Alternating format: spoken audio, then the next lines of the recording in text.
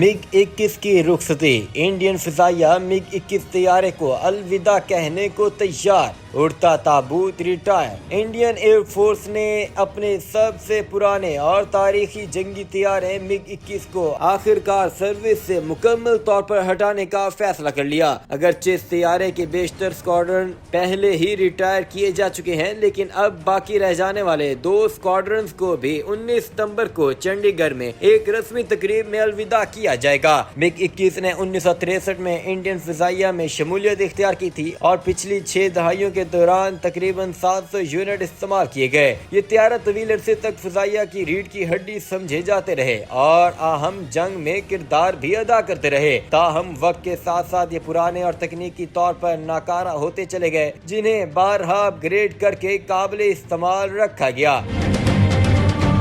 بدقسمتی سے MiG-21 کی تاریخ کئی حادثات سے داغدار ہے۔ ان طیاروں کو اڑتا تابوت کا لقب بھی ملا کیونکہ اب تک 200 سے زائد حادثات میں 170 سے زیادہ پائلٹ جان گنوا چکے۔ یہ طیارہ اصل میں 2022 تک ریٹائر کیے جانے تھے، لیکن مقامی طور پر تیار کردہ تیجس طیاروں کی تاخیر سے فراہمی کی وجہ سے یہ عمل مؤخر ہوتا رہا۔ اب تک صرف 38 تیجس مارک 1 طیارے فضائیہ کو ملے ہیں، جبکہ 83 مزید مارک 1A یونٹ کا آرڈر دیا جا چکا ہے، لیکن انجن کی فراہمی میں رکاوٹ کے باعث وہ بھی تعطیل کا شکار ہے۔ ادھر امریکہ سے جنرل الیکٹرک کے جدید انجن کی فراہمی کے وعدے اور تیجس مارک 2 پر کام جاری ہے، لیکن یہ منصوبہ بھی سست روی کا شکار ہے۔ رافیل طیارے کے 36 یونٹ بھارتی فضائیہ کو مل چکے ہیں اور مزید 26 کا آرڈر موجود ہے، مگر انڈین نیوی کے لیے مخصوص ہے۔ فی الحال انڈین فضائیہ صرف 29 اسکواڈرنز